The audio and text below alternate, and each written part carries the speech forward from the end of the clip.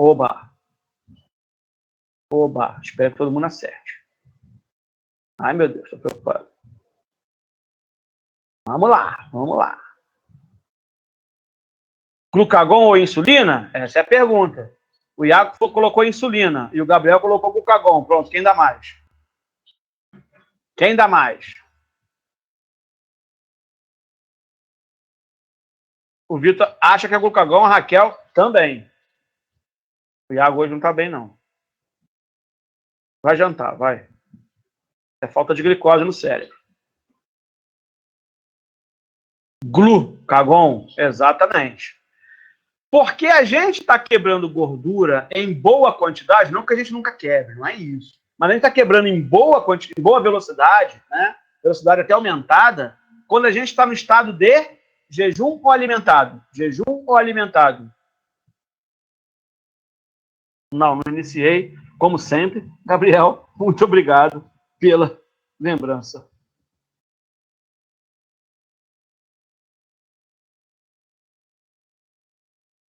Paulo gravando a aula a partir de agora e eu também. Por que eu sempre esqueço? Eu não sei. Não sei. Eu começo a falar e então vou embora, né? Tá gravando aqui também. Se um de nós dois tiver algum problema, pelo menos tem uma outra aula gravada. Show de bola. Então, voltando à pergunta, né? Só para ficar gravado. A pergunta que eu fiz é: onde temos gordura acumulada? Resposta: tecido adiposo e fígado.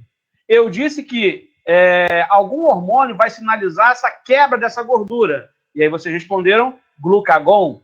Por quê? Porque a gente quebra gordura em maior velocidade quando a gente está precisando mais dela. E aí eu perguntei, a gente precisa mais dela no estado de jejum ou alimentado? E vocês responderam corretamente, jejum. Então, no jejum, nosso pâncreas está produzindo muito mais glucagon do que insulina. Nunca é zero. Sempre produz alguma coisa de insulina, né, no estado de jejum, e sempre produz alguma coisa de glucagon no estado alimentado. Mas sempre é muito pouco comparado com o outro.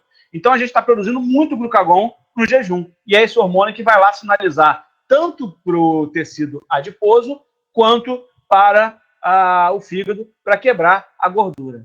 Ok, até aí. Essa gordura está acumulada na forma de triglicerídeo, como eu falei. Só que ela não vai para a corrente sanguínea na forma de triglicerídeo, tá? Ela vai na forma de quê? Ácidos graxos. Ácidos graxos, que são ácidos carboxílicos. Porque na forma de triglicerídeo, são 3 ácidos graxos ligados a uma molécula de glicerol. Lá no tecido adiposo, eles são separados. E aí o ácido graxo livre, sozinho, vai para a corrente sanguínea, uma proteína chamada albumina transporta até alguns lugares, e nesses lugares eles vão ser degradados. Para onde que vai a gordura do tecido adiposo? Para onde que vai a gordura do tecido adiposo? Para alimentar o que está precisando. Fígado sempre precisa. Músculo sempre precisa. Então, a gordura está indo tanto para o fígado, professor, mas não tem gordura no fígado? Tem, mas nunca é suficiente. É bom mandar para lá.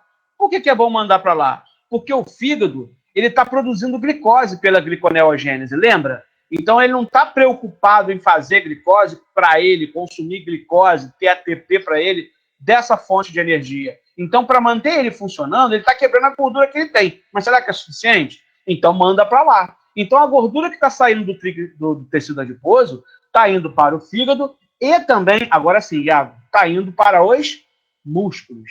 Então, o destino dessa gordura que sai do tecido adiposo vai para os músculos e para o fígado. E eles vão ser degradados, tá? Até aí, pessoal, alguma pergunta, alguma dúvida? Para ficar bem claro? Só dá uma resposta aí para eu saber que está todo mundo acompanhando. Não é nem para saber que está presente, não. Só para saber, ok, que estão conseguindo acompanhar. Beleza. Aí, os ácidos graxos saíram do tecido adiposo e chegaram nos músculos e no fígado. O que vai acontecer com eles? Bom, vai acontecer a degradação. O que é degradação? É isso que a gente está vendo aqui na tela, tá? Só que a degradação vai acontecer dentro das mitocôndrias das células. Quando o ácido graxo acaba de chegar, tanto no músculo quanto no fígado, eles acabaram de entrar pela membrana, estão no citoplasma. Está lá o ácido graxo, lá no citoplasma, né, caminhando. Opa, para onde eu vou? Ué, ácido graxo, você vai para dentro da mitocôndria. Então, só para recordar, sem explicar, que a gente já passou por isso, só para recordar, esse esquemazinho é para quê? Para o ácido graxo entrar para dentro da mitocôndria. A gente já falou isso na aula passada. Ou seja, o ácido graxo acabou de chegar no músculo ou no fígado, ele vai entrar para dentro das células, chegou nas células, ele vai entrar para dentro da mitocôndria por esse sistema de transporte que está aí na tela. Depois que ele entrou para dentro da mitocôndria, aí sim, o slide que a gente estava, vai sofrer a degradação, tá? O que é a degradação? Eu vou aumentar de tamanho aqui, que a gente já viu, só vou retomar rapidinho, tá? A degradação, foi aqui que a gente parou, inclusive, a degradação de um ácido graxo grande, tá? De 16 carbonos, como está colocado aqui na nossa tela, não sei se está dando para vocês enxergarem 16, quando acontecem 4 reações, estou descendo, quando acontecem 4 reações, forma um ácido graxo de 14 carbonos. Então, há uma perda de 2 carbonos. Eles saem de que forma? Na forma de, aqui na direita, acetil-CoA. Então, cada 2 carbonos do meu ácido graxo, ele tem 16, cada 2 carbonos dele, quando acontecem essas 4 reações, sai na forma de acetil. Então, olhando aqui para a direita, é como se ele tivesse 16 carbonos, saiu 2 na forma de acetil, sobrou 14, saiu mais 2 na forma de acetil, sobrou 12, saiu mais 2, sobrou 10, 8, 6, 4, e os últimos 2 que sobraram, também acetil. Ou seja, quando o ácido graxo passa várias vezes por essas 4 reações, vão formar moléculas de FADH2, como está aqui, moléculas de NADH, como está aqui, e várias moléculas de, aqui embaixo, acetilcoenzima A. Perfeito? E a pergunta que eu tinha feito na aula passada, pelo menos uma parte dela, por que a gente obtém muito mais ATPs, né, quando eu quebro a gordura em comparação à molécula de glicose? Então, a resposta de uma pergunta de prova que eu já fiz em outros momentos, por que a gente obtém muito mais ATPs quando eu quebro uma molécula de ácido graxo do que a molécula de glicose? Como é que vocês responderiam isso? Como é que vocês responderiam? Vou colocar aqui o ácido graxo de 16 carbono.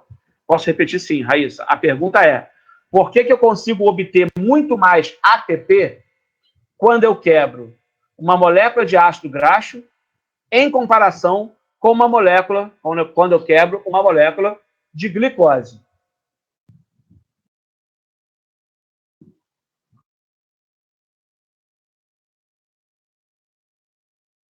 Primeira resposta ali. A quebra do ácido graxo é mais simples do que a da glicose? Não. Não tem nada a ver com simplicidade isso. Simplicidade tem a ver o quê? Com menor caminho, menos reações? Não necessariamente. Não é por isso. Tem uma resposta muito melhor do que essa.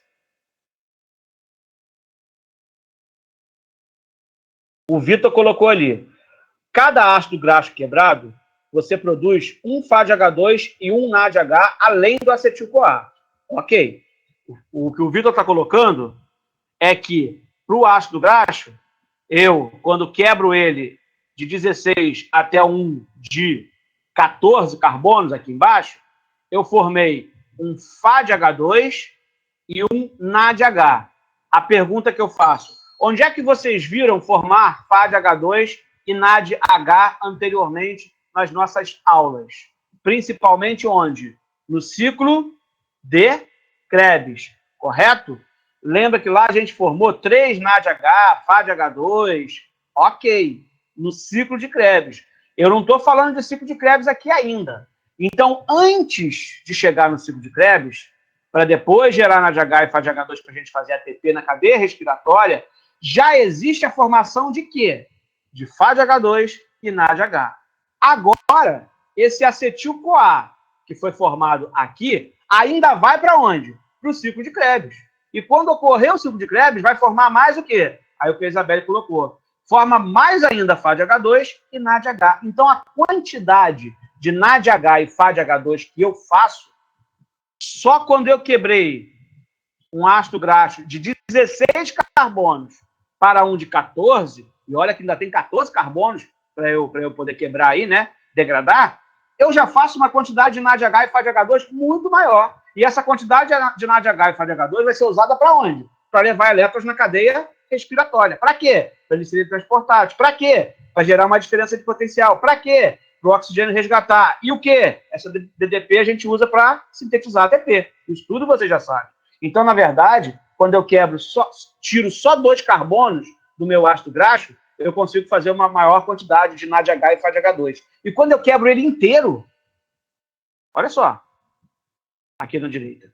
Quando eu quebro ele inteiro, a cada 2 carbonos que saem, faz um NADH e um FADH2. E todos esses que vão para o ciclo de Krebs, ainda cada um deles vai fazer 3 NADH e um FADH2 pelo ciclo de Krebs. Ou seja, um montão de NADH e FADH2. Compara isso com a glicose. A glicose é uma molécula que gera 2 piruvatos, que gera 2 moléculas de acetil-CoA.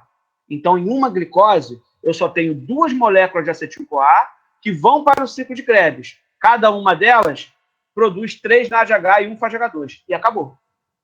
Aqui a quantidade é maior. Deu para entender, Paulo? Deu para entender? Isabelle também que colocou. Deu? Beleza? Ah, professor, então a quantidade de carbonos é que vai ditar isso. Sim, a quantidade de carbonos vai ditar quanto de acetil-CoA que eu faço, além de já ter produzido antes o NADH e o FADH2. Perfeito. Foi aí que a gente parou na aula passada. Tá? E aí, eu passo adiante, só reduzir de tamanho, para a gente continuar a aula de hoje. Só reduzir um pouquinho aqui. Tá? Na aula de hoje, vai do slide 7 ao 14. A gente está no slide 7. Tá? Para terminar essa parte de quebra de gordura. Relembrando muito pouquinho que a gente já falou disso daqui. Isso aqui é o nosso famigerado, conhecido ciclo de Krebs. Né?